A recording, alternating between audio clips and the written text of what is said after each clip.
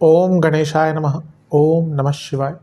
मैं निखिल ज्योतिष आचार्य आप सभी का मेरे चैनल पर पुनः स्वागत करता हूं। आशा करता हूं कि आप सभी स्वस्थ होंगे।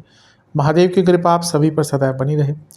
ये वीडियो कुंभ यानी कि एक्वेरियस के लिए बहुत विशेष है, क्योंकि वीडियो है आने वाले सप्ताह यानी कि 14 से 20 जुलाई 2025 के साप्ताहिक राशिफल के बारे में। कैसा रहेगा आने वाला सप्ताह कुंभ के लिए, एक्वेरियस के लिए। जो मेरा साप्ताहिक राशिफल होता है वो प्रमुखतः चंद्रमा और उनकी गति पर आधारित होता है। चंद्रमा एक ऐसे विशेष ग्रह हैं जो बहुत तेज गति से भागते हैं, 2.25 से 2.5 दिन में राशि बदल लेते हैं। इसलिए स्वाभाविक है कि पूरा हफ्ता जो कि 7 दिन का होता है उसमें कई बार राशि बदलेंगे। मन के कारक है और उनकी विशेषता ये भी है जिस भाव में जाते हैं उसको एक्टिवेट कर देते हैं, इसीलिए डे टू डे एक्टिविटीज़ पर उनका इम्पैक्ट बहुत होता है। इससे साप्ताहिक राशिफल की विशेषता बहुत होती है। क्या प्रभाव रहेगा आने वाले सप्ताह में चंद्रमा के इस गोचर का हमारे जीवन पर? क्या संभावितः अच्छा, क्या संभावितः बुरा हो सकता है? सभी को जानने के लिए, पहचानने के लिए, परखने के लिए, पहचानने के लिए जो साप्ताहिक राशिफल होता है अति विशेष होता है। यदि आपकी लग्न राशि या चंद्र राशि कुंभ है, दोनों ही गाइडेंस के लिए इस राशिफल को देख सकते हैं। जहाँ से ज़्यादा सूट करता है, रिलेट करता है, वहाँ से इसको ऑब्जर्व कीजिए। व्यक्तिगत तौर पे मेरा मानना है लग्न से देखेंगे तो अच्छा है। इनकेस नहीं पता आपको अपनी लग्न राशि, तो आप अपनी चंद्र राशि से भी इसको देख सकते हैं। शुरू करते हैं। चंद्रमा आपके लग्न भाव यानी कि कुंभ में ही होंगे। 13 जुलाई की शाम को आ जाएंगे, तो 14 जुलाई से यहीं पर रहेंगे और 15 जुलाई रात के 11:30 तक यहीं पर रहेंगे। चंद्रमा का लग्न भाव में आना वैसे अच्छा ही माना जाता है। यहाँ पर अगर देखें तो चंद्रमा खुद छठे घर के स्वामी हैं। छठे घर के स्वामी का लग्न में आना मिश्रित माना जाता है। कुछ काम बनते हैं, उपचे भाव है तो करियर हो, बाकी चीज़ें जो अटक रही थी वो पूर्ण होंगी। मंगल की दृष्टि है जो केंद्र के स्वामी है, तीसरे घर के स्वामी है, दोनों उपचे भाव। अब चंद्रमा भी उपचे भावों के स्वामी है, तो 2 उपचे भावों का प्रभाव लग्न पर है और गुरु का प्रभाव भी दृष्टि द्वारा, यानी कि 3, 6, 10, 11 इनके जो स्वामी हैं वो सारे लग्न को देख रहे हैं और चंद्रमा को भी देख रहे हैं। चंद्रमा खुद छठे घर के स्वामी। तो हफ्ते का शुरुआती भाग बहुत सफलता भौतिक रूप से, बहुत गति भौतिक रूप से लेकर आएगा, इसमें कोई डाउट नहीं है। लेकिन किंतु परंतु राहु चंद्रमा ग्रहण दोष, चंद्रमा छठे घर के स्वामी, तो व्यर्थ की चिंताएं, ओवर थिंकिंग, इल्यूजन, भ्रम, गलत लोगों का आप पर प्रभाव, गलत लोगों की संगत, ये तंग करेगी। और मंगल का प्रभाव भी है जो अंगारक दोष बनाकर बैठे हैं, यानी कि गुस्सा बहुत रहेगा। तो अपने गुस्से पर जितना नियंत्रण रख सकते हैं हफ्ते के शुरुआती भाग में, उतना ही आपके लिए अच्छा रहेगा, उतना ही आपके लिए श्रेष्ठ रहेगा। गुरु जो है वो लाभेश धनेश दोनों हैं, तो धन की अच्छी प्राप्ति दिख रही है। नवांश कुंडली देखिए आसपास कि कौन सच में अपना है पराया। कुछ लोगों के मुख से पर्दा उठेगा। दशांश कुंडली कार्य क्षेत्र में आपको अपनी लिमिटेशंस और अपनी एडवांटेजेस दोनों ही समझनी पड़ेंगी। दोनों की ही समझ नहीं है, इसलिए आगे नहीं बढ़ पा रहे। बिजनेस बहुत अच्छा कुछ लाभ मिलता हुआ दिख रहा है, बहुत अच्छा काम मिलता हुआ दिख रहा है। लव लाइफ पूर्णता लाई। अभी लगता है कि रिलेशनशिप में पूर्णता की बहुत कमी है, इसके कारण हमेशा एक अभाव दिखता है। वैवाहिक जीवन कम बोलिएगा, जितना कम बोल सकते हैं उतना अच्छा रहेगा। स्टूडेंट्स, आपके अंदर वो एक विल पावर की कमी हो जाती है टाइम टू टाइम, उस पर काम कीजिए, उसको इम्प्रूव करने की कोशिश कीजिए।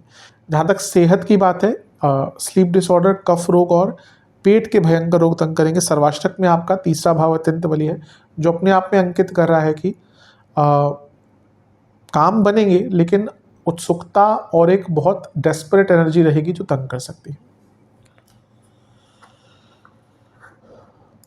15 जुलाई रात के करीबन 11:30 के आसपास चंद्रमा गोचर करेंगे और आपके धन स्थान में आ जाएंगे मीन में, और 18 जुलाई सुबह के 4 तक यहीं पर रहेंगे। चंद्रमा का दूसरे भाव में आना, धन स्थान में आना अच्छा ही माना जाता है। अर्थ त्रिकोण के स्वामी, अर्थ त्रिकोण में करियर में धन के रूप में काफ़ी लाभ मिलेगा। और यहाँ पे शनि के साथ है जो खुद लग्नेश है, और वो 12वें घर के स्वामी भी हैं शनि, तो विदेश से पैसा। लेकिन ध्यान रखना है कि शनि लग्नेश और वक्री हुए हैं अभी 13 तारीख को। हर व्यक्ति पर प्रभाव इसका पड़ता ही है। मैंने वीडियोस भी बनाई ही, आई थिंक आ ही गई होंगी सारी, नहीं आई थिंक कुछ रह जाएंगी, वो मंडे को ऑलमोस्ट सारी आ ही जाएंगी। तो इस इस टाइम पे ऐसा होगा कि चीज़ें थोड़े से मंद गति से जाएंगी, चीज़ें उस स्पीड से नहीं बढ़ेंगी जिस स्पीड से आप एंटिसिपेट कर रहे हैं। तो उसको लेकर ज़्यादा फ्रस्ट्रेट होने की आवश्यकता नहीं है, गुस्सा होने की आवश्यकता नहीं है। कम बोलिएगा, खर्चा भी कम कीजिएगा।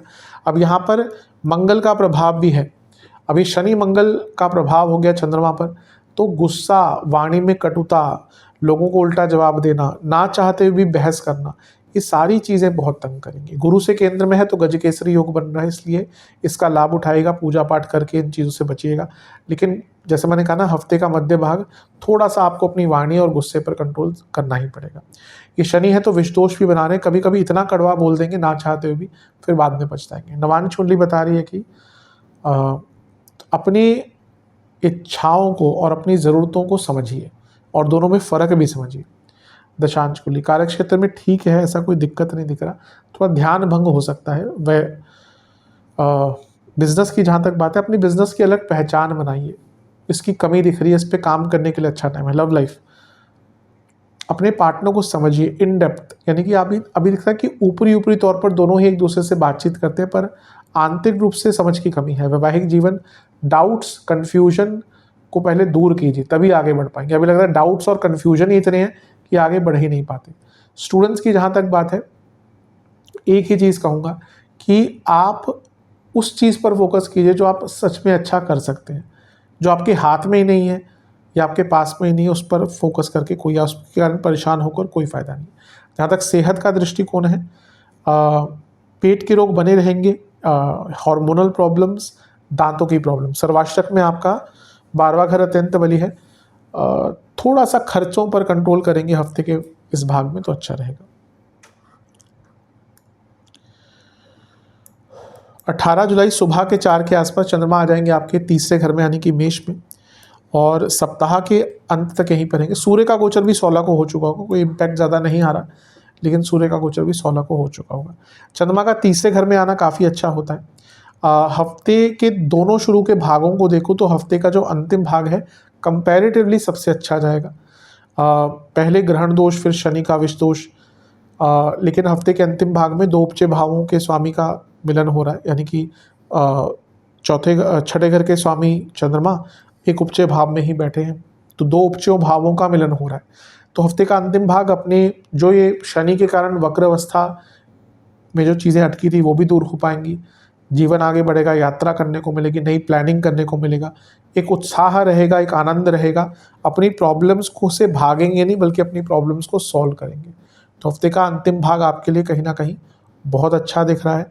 केतु का इम्पैक्ट है चंद्रमा पर, कम्युनिकेशन पर थोड़ा अभी भी ध्यान देना पड़ेगा, गुस्से पर, क्योंकि केतु भी अंगारक दोष बनाकर बैठे, केवल मंगल तो ना अंगारक दोष बना के, केतु भी तो बैठे हुए हैं। तो गुस्सा स्पेशली पब्लिक में जब हो, पब्लिक को मतलब कि घर के बाहर जब भी हो, तो अपने व्यवहार पर, अपनी बातचीत पर बहुत ध्यान दीजिएगा, क्योंकि यहाँ पे कभी कभी होता है एकदम इमेज बिगड़ती है। नवांश कुंडली बता रही है कि हफ्ते का अंतिम भाग अपने मन को उस व्यक्ति के सामने रखिएगा जो आपको सच में समझता है। दशांश कुंडली कार्य क्षेत्र में सब ठीक है, थोड़ा सा ओवर थिंकिंग के कारण दिक्कत होगी। बिजनेस कुछ बड़ा कर रहे हैं तो अभी वेट कीजिए, पेशेंस रखिए, 1-2 दिन में नहीं होती बड़ी चीज़ें, कंसिस्टेंसी के साथ आगे बढ़िए। लव लाइफ, थोड़ा सा जेलस की भावना और इनसिक्योरिटीज़ बढ़ते हुए दिख रहे हैं। वैवाहिक जीवन बहुत सेंसिटिव टाइम रहेगा, कोई भी ऐसा टॉपिक मत छुइएगा जो नेगेटिव रिजल्ट दे। स्टूडेंट्स, आपको आगे बढ़ना है तो आपको अपने आप को इम्प्रूव करना पड़ेगा, जिसकी अभी फॉर द टाइम बिंग तो कमी दिख रही है, उस एफर्ट की कमी दिख रही है। सेहत, पेट के रोग बहुत तंग करेंगे। सर्वाष्टक में आपका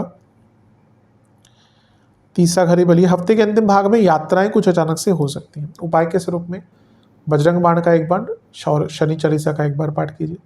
बजरंग बली को एक घी का दिया और शनिदेव को एक सरसों के तेल का दिया अर्पण कीजिए। आशा करता हूँ वीडियो काम आएगी। चैनल पर नए सब्सक्राइब कीजिए, वीडियो को लाइक कीजिए। मिलता हूँ अगली वीडियो के लिए।